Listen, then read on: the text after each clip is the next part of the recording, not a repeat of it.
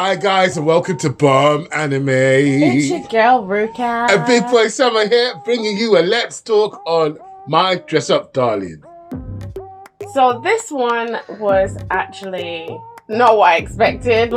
First when I started watching it, I thought it was just going to be a normal anime, very, very fast. You figure out that it's not necessarily that kind of normal anime that you're used to watching. It's a little bit NSFW, let's just be honest.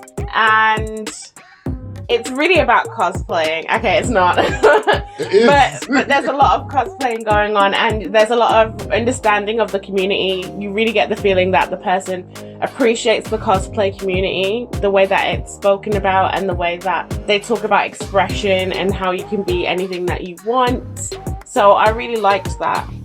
Well, as you guys know, I run our Instagram page and most of our other social medias as well. So we know a little something about cosplay. I really like the way that the creators proper loved the subject matter. I didn't know cosplay really existed the way that I know it exists now until I started talking to and interacting with cosplayers. And you can tell that the creators here have had a similar journey, if not further along than I am. I kind of feel like they've created a piece of art to appreciate the artist. It's quite meta in that sense. Cosplayers, closet players, all the subgenres are valid and your art is amazing. And I feel like me and the creators here kind of connect on that level. I feel like they've done a really good job here. A really fantastic piece of work here. I'm actually so glad I got to witness this anime, honestly. Yeah, Big Boy Sam actually recommended this one to me and was like, let's just watch it. So, wow, you did really good on this one. Another thing that was going on, like aside from all of the cosplay and people coming out of their shell and trying cosplay their own type of way, you also had the romance story that was going along as well. What I would say was really impactful was the way that they used light. Like very early on, I was like, wow, the way that they are doing these shots, the shadows that they have, the overall feel of it is just so good. And it really takes you on the journey of falling in love, like your first love, like all of those feelings. It just communicates that really well. It reminded me of a romance film with the techniques that they use, because you were talking about the light, they would have prophetic fallacy, it's raining when something bad's happened, or this, that, and the other. But in terms of light, there will be a meaningless, let's say even inconsequential thing happening, such as when they're sitting on the train and they're talking about whatever, and then you see the light coming in and out as they're going through the stations and whatever. And in the moment something serious came up, it went under your tunnel.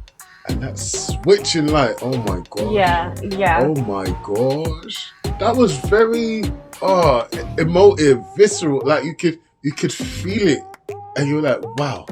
Yeah, they did the thing on this one. Yeah, I would actually have to say that it's my favorite part of the anime is the way that they use lighting, going in and out from light to dark in certain moments. The light could even create a moment of silence, even if there was sound in the background. I think that it was just done so artistically. It was really powerful and it helped the story tell itself. Like, it's one of those stories that could have had no words, with just the music and the lighting, and you would still understand what was going on in that moment. That's how much attention they paid to it. Okay, so there's two animes that I think are masterpieces beyond masterpiece. Right? So the first one is Death Note, come at me, I don't care. I don't need to explain it to you. It just is. The second one is Odd Taxi. Odd Taxi did a thing. Look, at first I didn't even want to watch it, but as you get engrossed in the way it is, it did a thing. How it did a thing was similar to the way this does it. Because if I bring this back, this might be my third one on that list. Because of the way, like Ruka said, the lighting created its own sort of story. You didn't need the words. It's the same way that the story is allowed to elevate the situation. It's mad. It's like the layers are there and the flavor is in every bite. This anime is sick. And of course you've got the romance that was going on, which was really, really cute.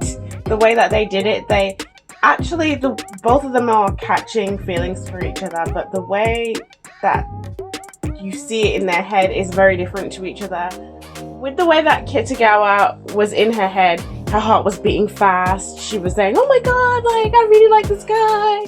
And her insides are way different to the way she's kind of calm on the outside, whereas he isn't like that. He doesn't think about it in that way, but he does little things for her. He remembers all the things that she said.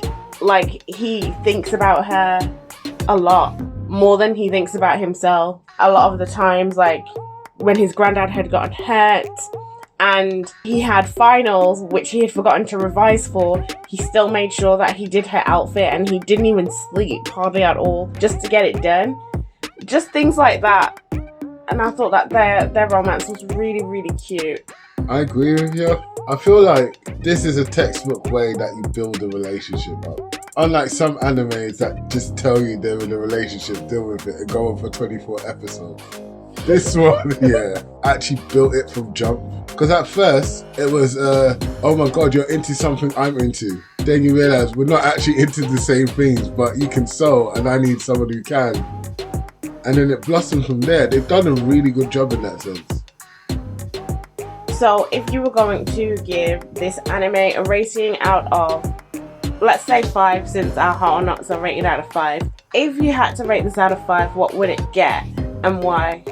I think it'll be a 5 out of 5. Okay, so it's creative in the sense that it's taken something so lewd, those of her likes, like Slippery Maidens too, or whatever. Okay, yeah. Like, do you know what I mean? It's taken that and it's turned it into someone's passion, and someone else's passion, which is painting dolls and making good figures.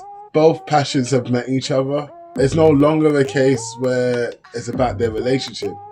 It's about passionate people getting together to talk about passionate things. Bruv, it's literally why we do Bomb Anime. We get to talk about what we're passionate about. So that's the creativity.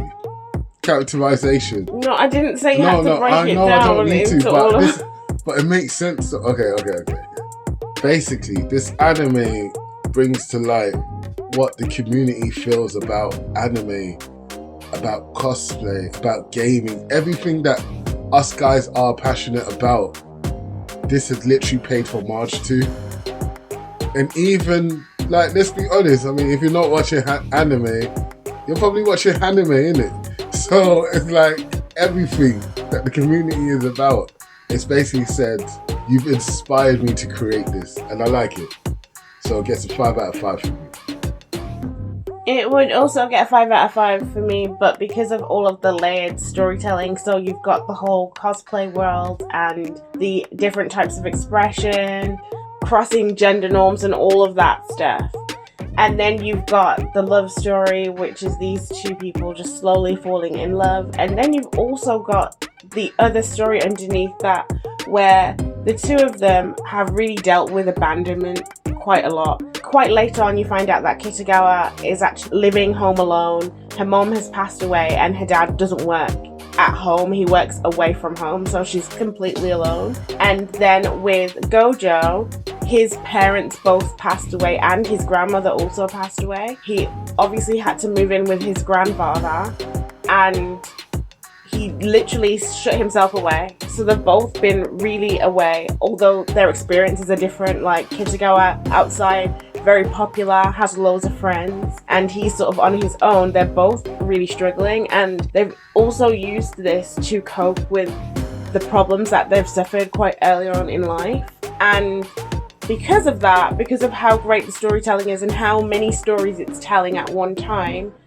it's massive 5. Yeah, Ruka, man has to agree with that 100%.